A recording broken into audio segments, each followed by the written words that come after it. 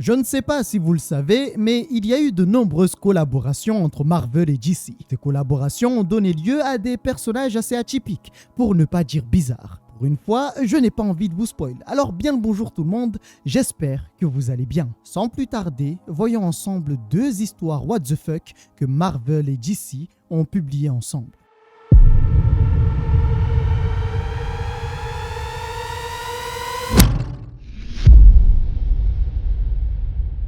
Avant de commencer, comprenez bien que ces histoires sont en quelque sorte non canon. Elles ont bien eu lieu, mais elles ne rentrent pas dans la continuité des histoires Marvel ou DC. On peut les considérer comme étant du fanservice, et ces personnages, pour le moment, vous ne les verrez nulle part ailleurs. Enfin, à part si Marvel et DC décident un jour sur un coup de tête de fusionner leurs univers dans une réalité qu'ils auraient choisie. Alors commençons avec le bon vieux Tony Stark. Oh pardon, plutôt Hal Stark, connu aussi sous le nom de l'Iron Lantern. L'histoire étant particulière, on nous la présente comme étant une histoire tout à fait normale qui se déroule dans l'espace profond, plus particulièrement dans un secteur où se trouve Oa. Stark avait été choisi par Oa pour devenir une lanterne. Et non, ce ne sont pas les gardiens. D'ailleurs, dans cette histoire, ils n'existent pas. Enfin, plutôt, ils n'ont pas été présentés. Le truc, c'est que bien qu'il soit une lanterne qui protège la Terre, il refuse d'être au service de qui que ce soit. Peu après cette rencontre qui nous a rien apporté, si ce n'est introduire le personnage,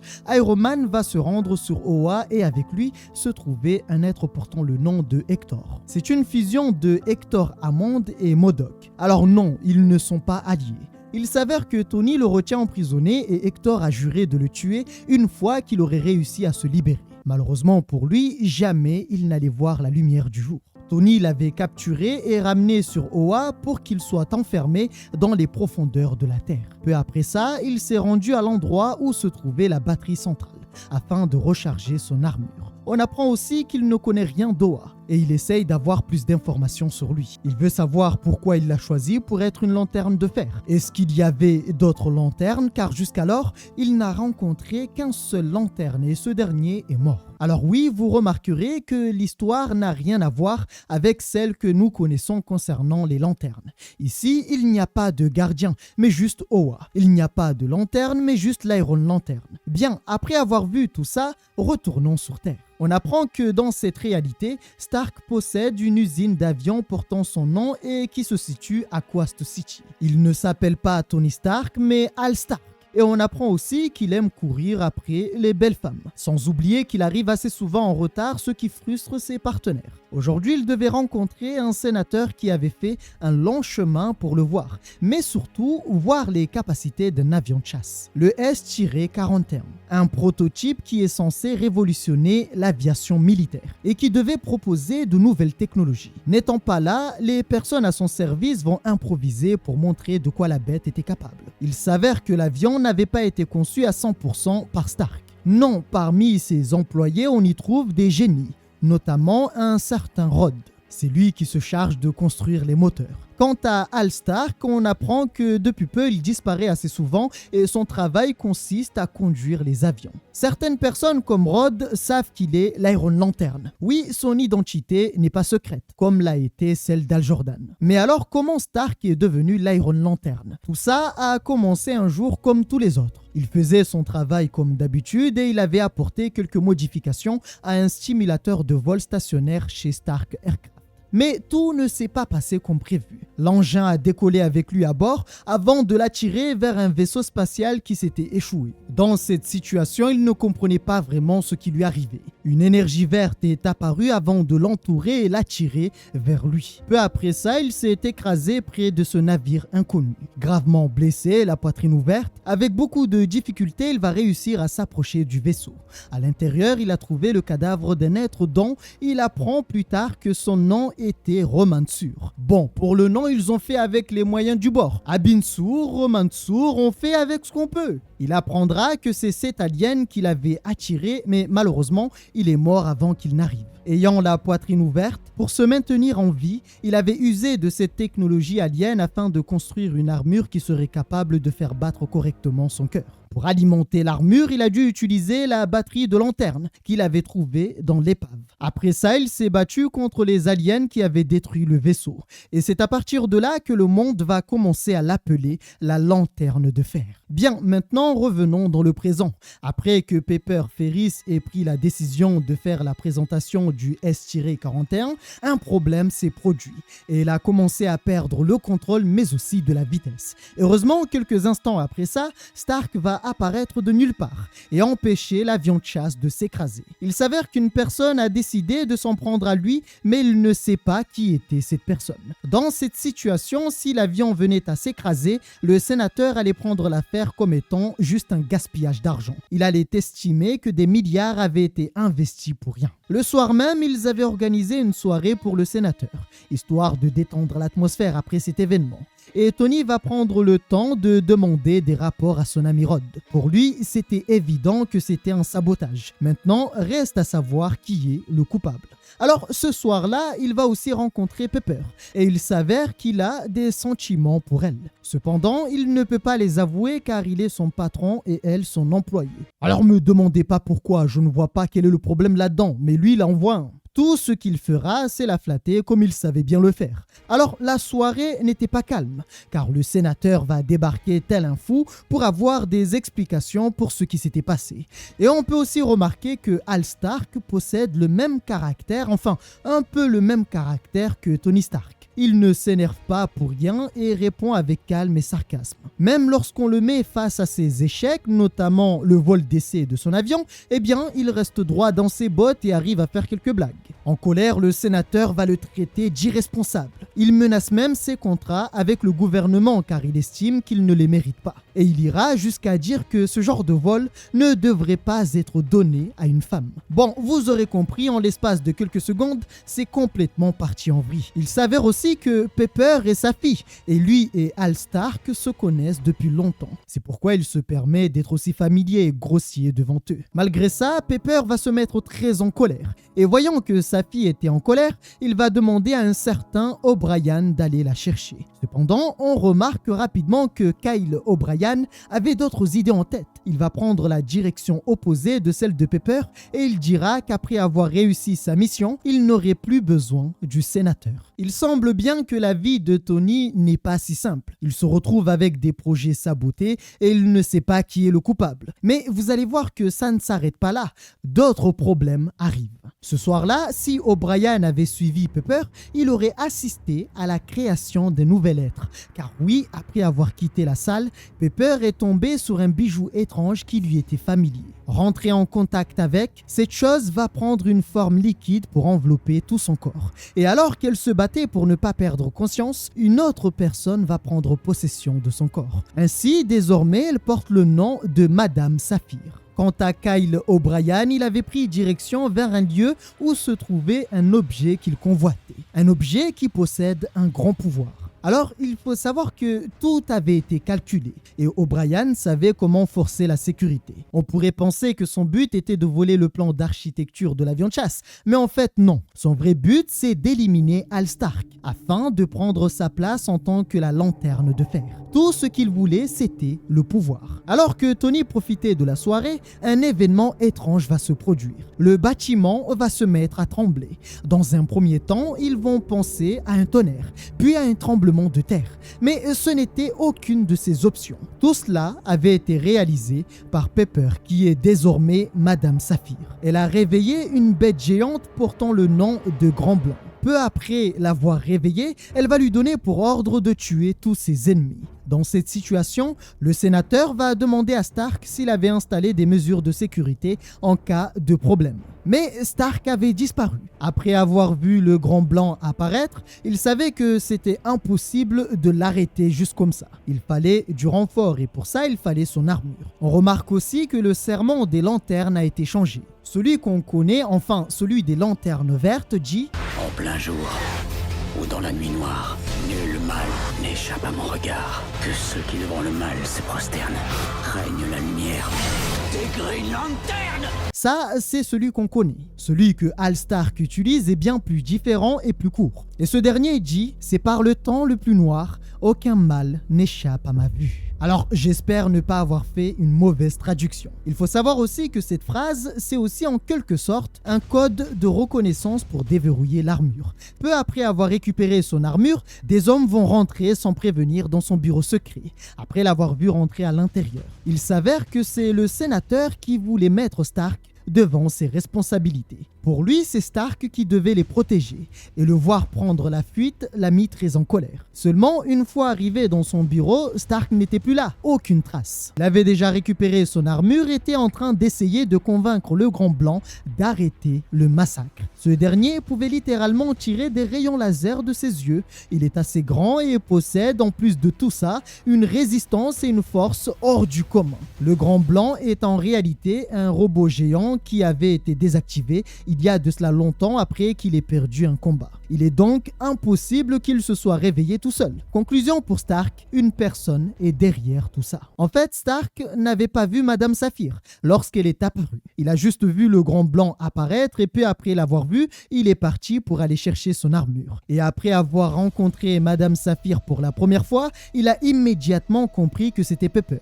Bien qu'il voulait la sauver, c'était impossible. Alors il va tout simplement décider d'encaisser les coups de Madame Saphir pour lui faire croire qu'il était vaincu. Une fois qu'il s'est éloigné d'elle, il s'est rapidement concentré sur le Grand Blanc. Et pour se débarrasser de lui assez rapidement, Stark va construire une fusée sur son dos et l'envoyer dans l'espace. Seulement, avec sa force, le Grand Blanc va réussir à se libérer. Il résiste au vide et il peut aussi bouger dans l'espace sans problème. Ce qui fait que Hal s'est retrouvé à devoir encaisser des coups assez violents, mais il s'avère qu'en plus de sa protection de l'armure, il est aussi protégé par une couche de rayons verts qui vient de la batterie de lanterne. Ce qui fait qu'il possède une résistance bien plus développée. Le problème, c'est que combattre cette créature demande énormément d'énergie. Et Stark ne savait pas combien de temps son armure allait pouvoir tenir le coup. Alors, dans cette situation, ce qu'il va faire, c'est qu'il va prendre une taille similaire à celle du Grand Blanc. Grâce à l'énergie de la lanterne, il va tout simplement grandir. Cependant, malgré la force qu'il a obtenue en faisant ça, il va quand même passer un très mauvais moment. Il va se faire frapper, mordre et envoyer dans tous les sens. Sur Terre, Madame Saphir va causer un sacré bordel. Les gardes seront neutralisés. Et pour se débarrasser d'eux, elle va les enfermer dans de sortes de cristal. Peu après ça, elle va kidnapper le sénateur. Au même moment, Kyle s'est infiltré avant de se rendre compte que Happy et Rod étaient venus pour sécuriser les lieux. Pour lui, c'était sa bonne chance. Ils font partie de ceux qui ont accès à cet endroit, alors il va simplement attendre le bon moment. Une fois l'entrée ouverte, il est apparu pour se débarrasser d'eux. Il s'avère que dans cette chambre se trouvait la batterie de lanterne qui alimente l'armure de Stark. Malheureusement pour Kyle, il est tombé sur le mauvais poisson. On apprend que dans le passé, Happy avait été un champion de boxe de ce qu'il appelle tous les bataillons de l'armée. O'Brien va donc se faire tabasser avant d'être propulsé sur les murs par des coups assez violents. On remarque aussi que le caractère de Happy est plutôt spécial. Il le provoque, il se moque de lui et lui demande de faire mieux. Dans une situation plutôt compliquée, le jeune Kyle va prendre un extincteur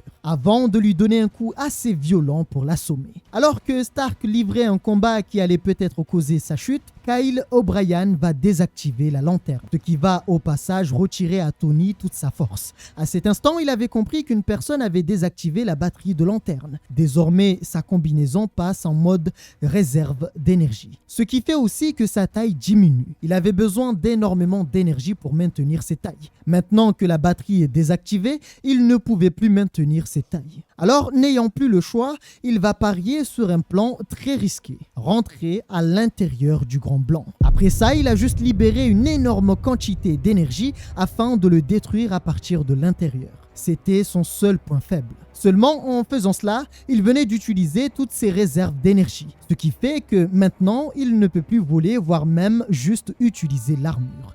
Happy et Rod avaient réussi à s'en sortir vivants. O'Brien avait réussi à voler la batterie de lanterne, tandis que Stark tombait sur Terre telle une étoile filante. Dans le désert, alors que Stark traversait le ciel, Madame Saphir avait pris le sénateur vivant pour l'amener dans un lieu encore inconnu. connu. Et alors que Stark était en train de faire ses adieux à ce monde car son armure était en train de fondre, d'un autre côté, sur la face cachée de la lune, l'homme derrière tout ça admirait les événements de loin. Il a fait tout ça pour les distraire, mais surtout pour les réunir tous au même endroit. O'Brien est en réalité un agent qu'il a engagé. Madame Saphir est apparue parce qu'il l'a voulu et il savait que personne ne saurait que c'est lui derrière tout ça. Maintenant que le pion d'Oa est tombé, à savoir Stark, il peut enfin se montrer.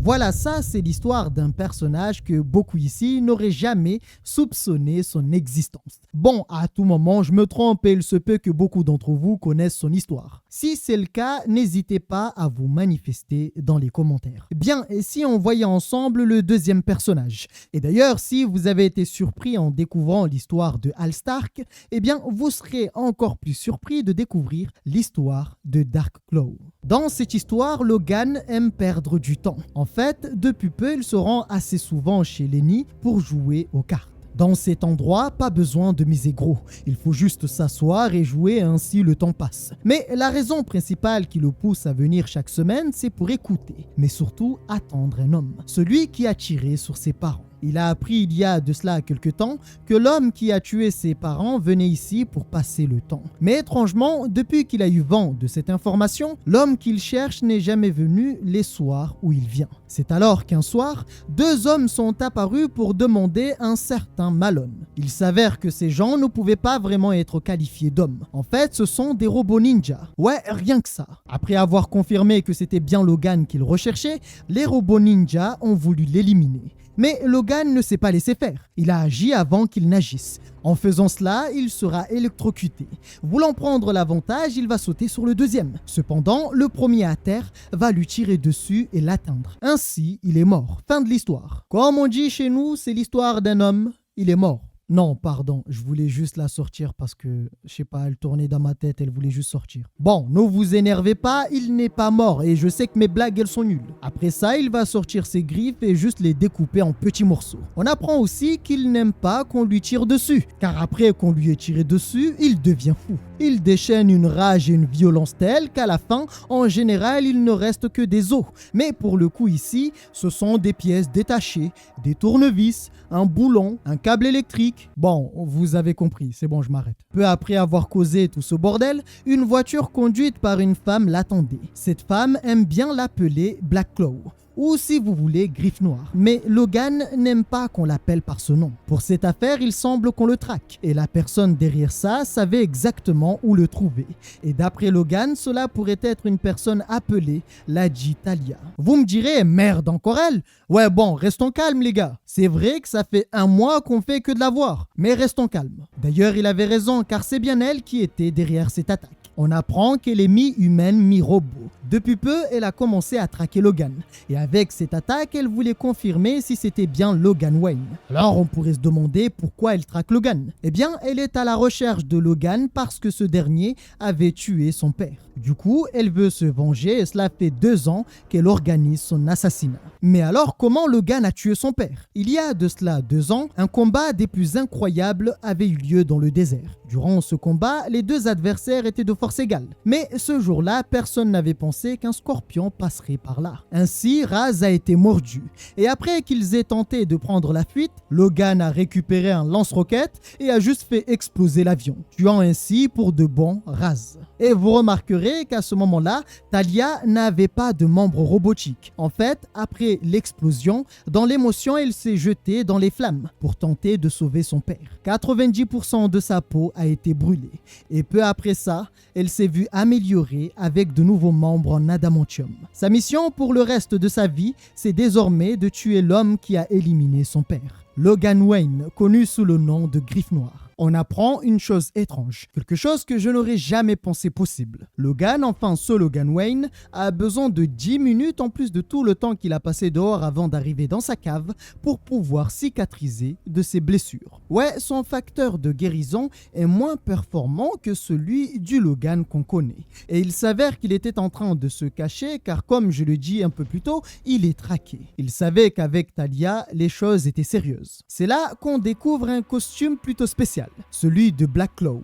Dans cette situation, il va demander qu'on active un programme d'urgence et d'ailleurs, cette femme qui le suit toujours, c'est Robin. Enfin, pas vraiment. Dans le milieu criminel, elle est connue sous le nom de Sparrow. Et il faut savoir aussi que pour pouvoir savoir où le trouver, Talia avait installé un biotracker dans l'épaule de Logan. Et ce biotracker n'avait pas été détecté par ses sens. C'est de cette façon qu'elle a su et qu'elle sait toujours où le trouver. Et pour l'affronter, elle a décidé de n'envoyer aucune escouade. Elle voulait l'affronter seule. Peu après ça, Logan va faire un entraînement étrange. Il va affronter des robots représentant des ennemis comme le gobelin à deux faces, Blood Crow, Yen, Harvey Spiral et j'en passe. Mais après les avoir vaincus, étrangement, la lumière a été coupée. Logan va tenter de contacter Sparrow, mais pas de réponse. Rapidement, il va comprendre que cette situation n'était pas normale. Et ne pouvant plus voir, il va user de ses sens pour pouvoir détecter le danger. Seulement, tout ce qu'il pouvait sentir, c'était du métal, avant que n'apparaisse de nulle part Talia. Elle va tenter de le tuer, mais sans succès.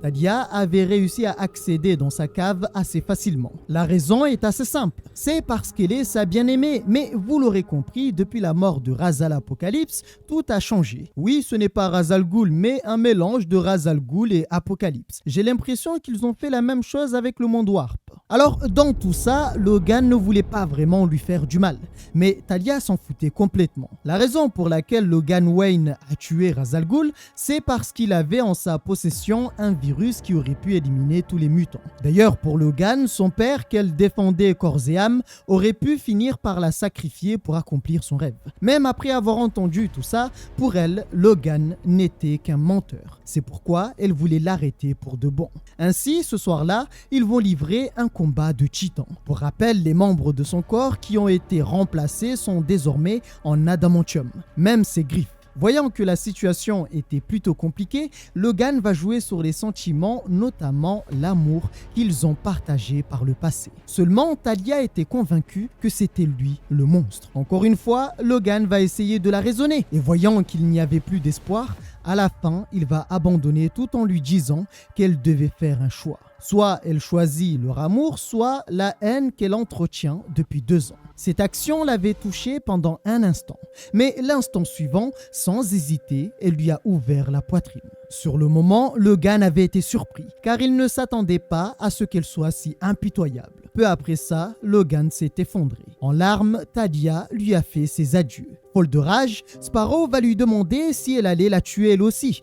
D'ailleurs, j'ai oublié de vous le partager, mais son vrai nom c'est Jubilation Lee. Bon, peut-être que je le prononce un peu mal. Il s'avère que Talia ne voulait pas la tuer. Vous serez surpris, mais elle avait estimé qu'elle était innocente dans cette histoire, et son honneur l'empêche de la tuer. Son père étant mort, elle voulait le venger, et c'est ce qu'elle a fait. En faisant cela, elle voulait supprimer la dernière partie d'elle qui était encore humaine, l'amour qu'elle avait pour Logan. Bien qu'on a l'impression que cet événement ne l'avait pas tant affectée, à la fin de tout ça en larmes, elle dira qu'elle donnerait tout pour changer les événements de ces 2 dernières années. C'est alors que Logan se réveille et lui demande si elle était bien sûre qu'elle donnerait tout pour changer les choses. Ce qu'elle ne comprenait pas parce qu'elle était sûre d'avoir déchiré son cœur. Il s'avère que c'est son facteur de guérison qui l'avait sauvé. Il est moins efficace, mais il reste quand même présent. Pour guérir complètement de ses blessures, il avait besoin d'1 semaine de repos. Et il s'avère que Logan avait prévu tout ça.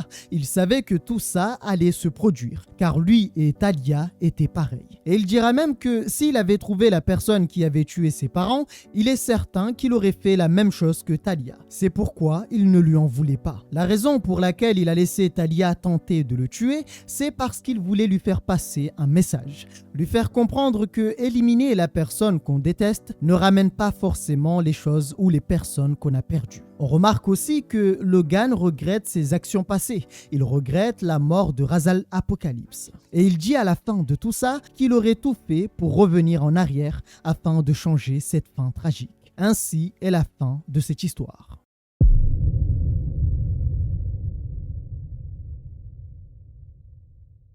Qu'avez-vous pensé de ces deux histoires? Est-ce réussi ou est-ce que c'est juste éclaté au sol? Pour ma part, je ne trouve pas ça extraordinaire, ni que c'est trop nul. Par contre, je trouve ça original et assez atypique. Avoir de temps en temps des histoires qui sortent de l'ordinaire, je ne dis pas non. C'est un plus qui peut être vraiment sympa. J'espère que ça vous a plu et je vais certainement continuer ce petit format où je vais vous partager des histoires étranges comme incroyables. Des histoires qui sont très peu connues et qui méritent d'être racontées. Prenez soin de vous et on se retrouve pour le prochain épisode. Ciao tout le monde.